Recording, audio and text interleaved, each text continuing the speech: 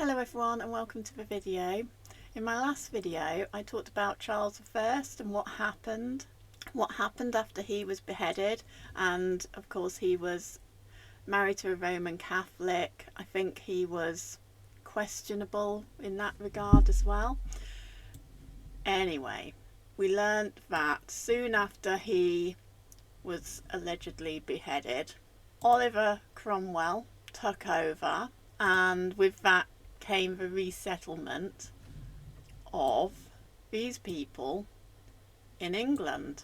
And I won't mention their name because I feel that you're not allowed to criticise them. And there was this article that I showed you, and it talked about how they hadn't actually been resettled officially in the UK.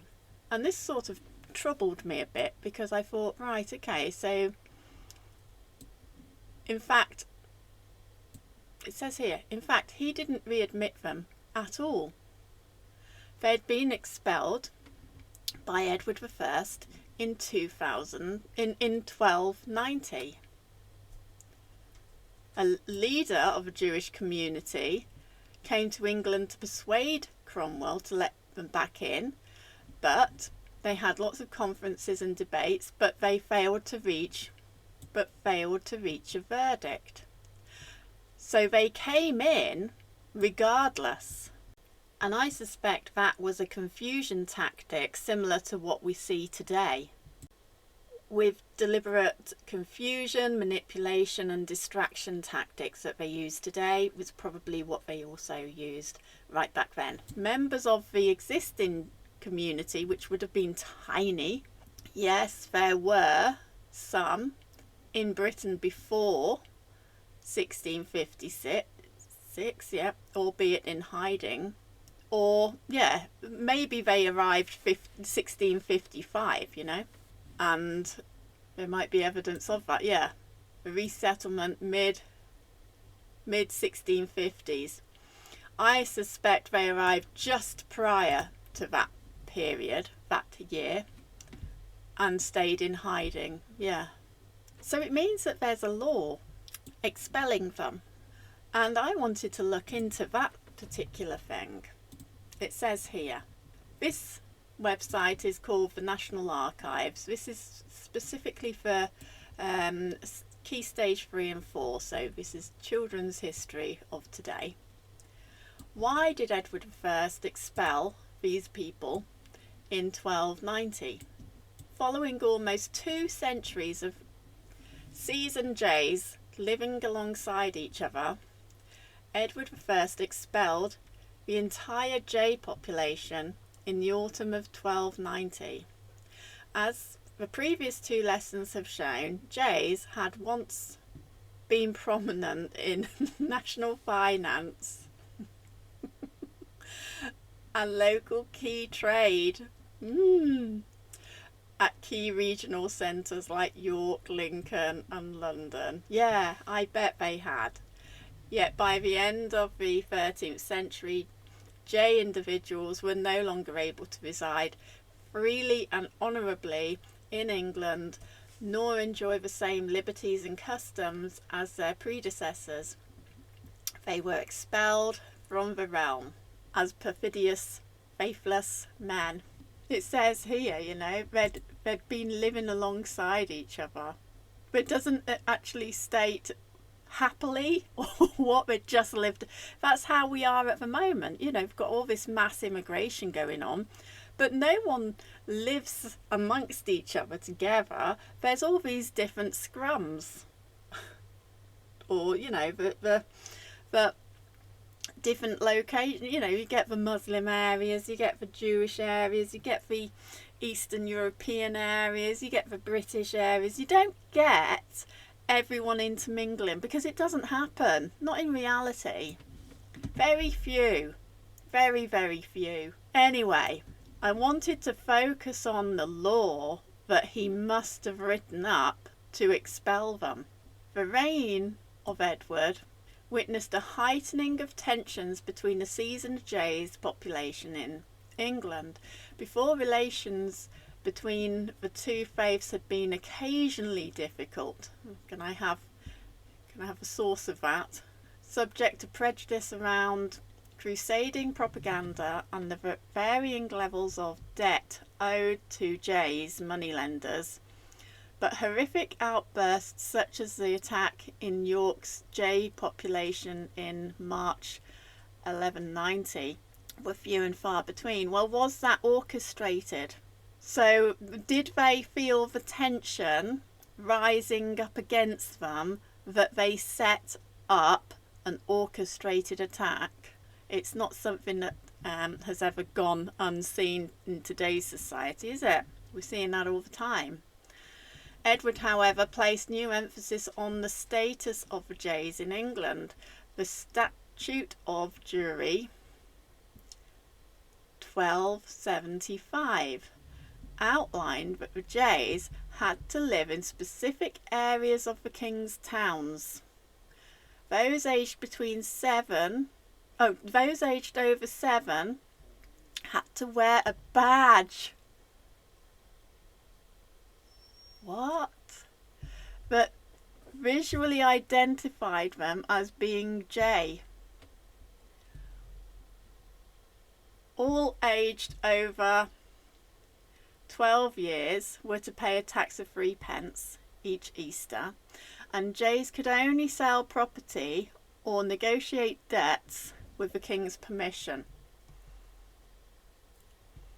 New rules paired with heavy taxation and growing suspicions around the coin clipping events in the late 1270s led to a mounting pressure on CJ relations. By the late 1280s, Edward could only secure Parliament's grant of further taxation to aid his war with France by making sacrifices. The expulsion of the Jays was the price he agreed to pay. So this was apparently an agreement. Anyway, I wanted to look for that law, that specific law, and it doesn't actually provide you with, there's this one which tells you the statute of, and we'll have a look for this. I'd like to have a look specifically on the government website, legislation website, because I don't want to accept everything coming from these different websites, which are probably there to, you know, as propaganda. So we're going to have a look at this law. This is legislation for 1275, which I believe is that one. And that's because I searched the name from that article and it came, this was the only legislation website which came up. Where is it? There we go. The first statute of Westminster. Now listen to this, because it will remind you of what's going on today. It is shocking.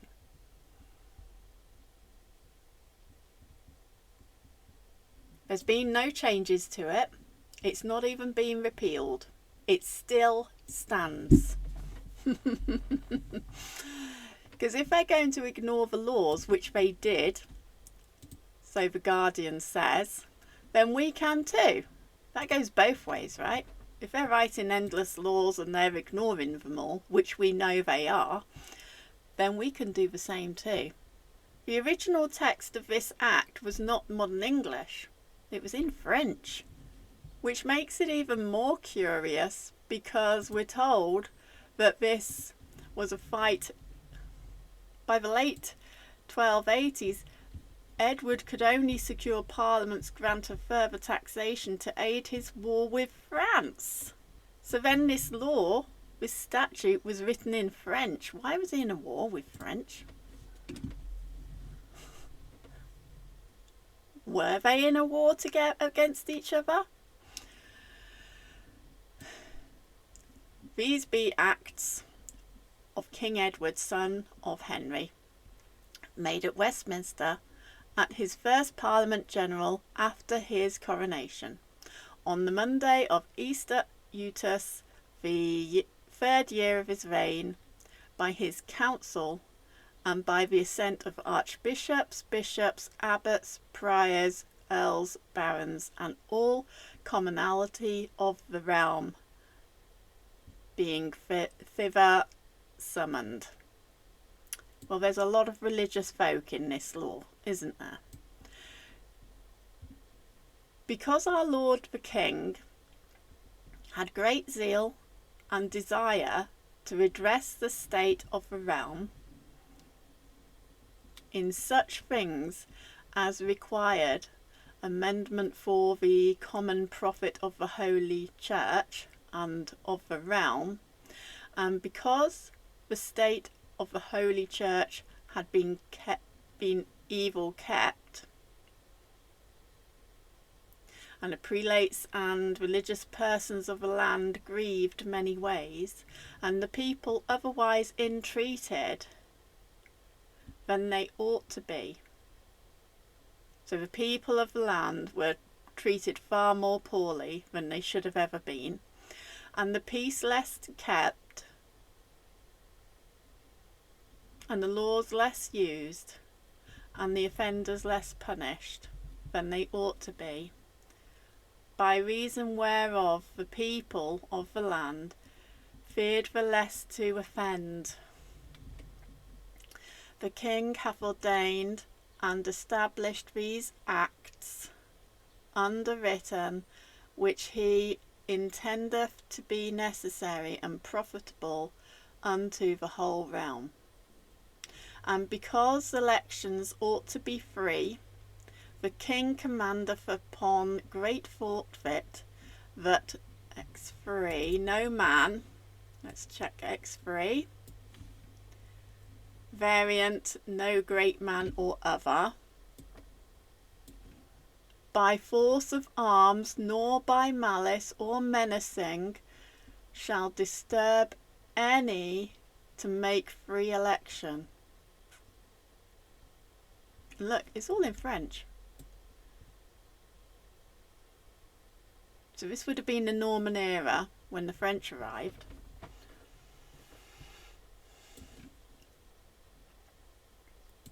I don't think that that is in reference to Edward, or his father for that matter, had great zeal and desire to redress the state of the realm.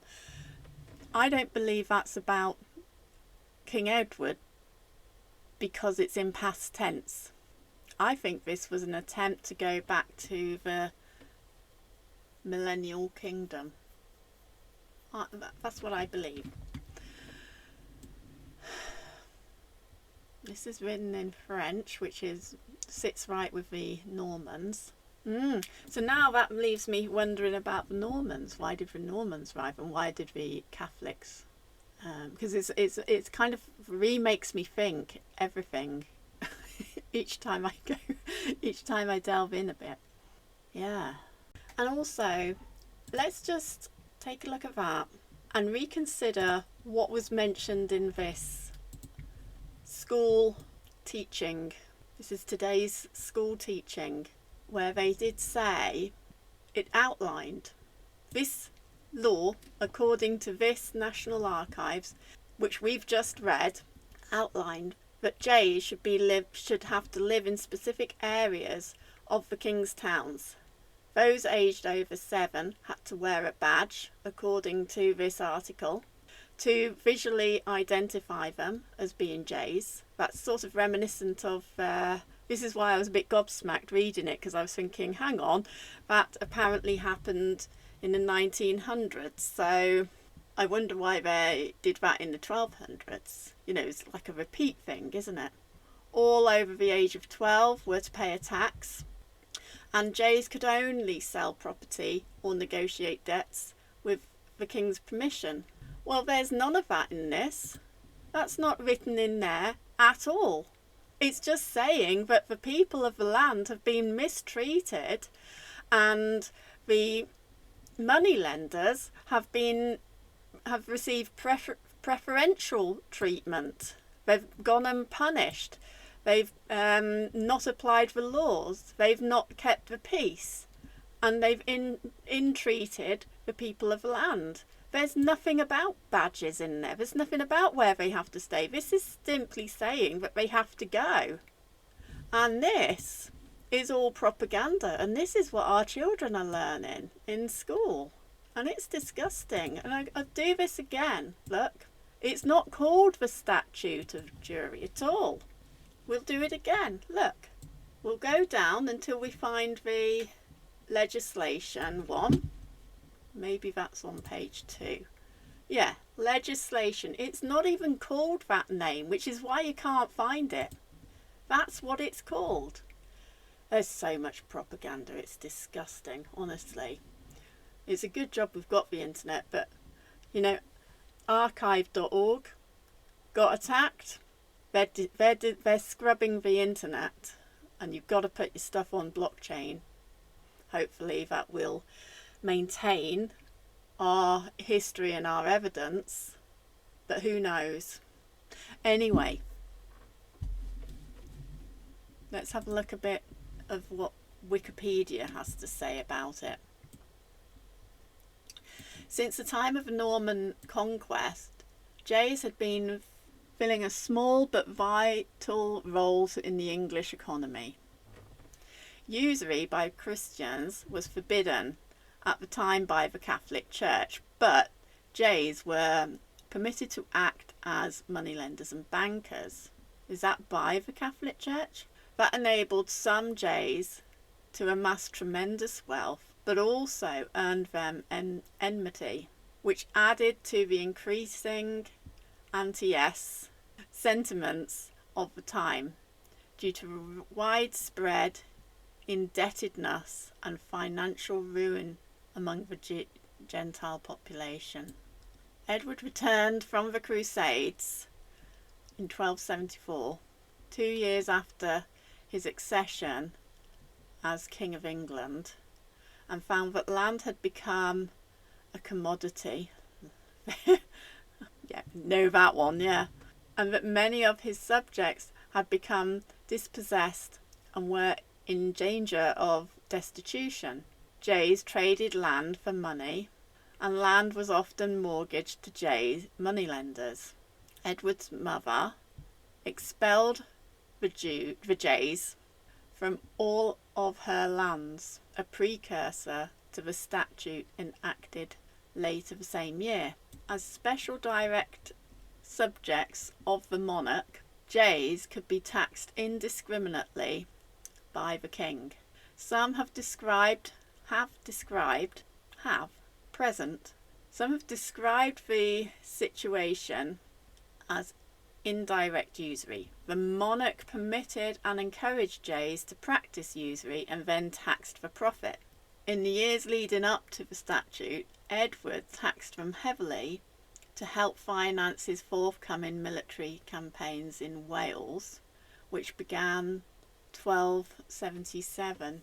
One theory holds that he had exhausted the financial resources of the jays community when the statute was passed. So it's still in existence, but it's ignored, like so many of the... It's selective. Our laws, our legislation is selectively ignored by those who in the public sector and those who create it. And I think that we should apply the same principle to it. I mean, the Normans brought over these jays, so I mean, more for them.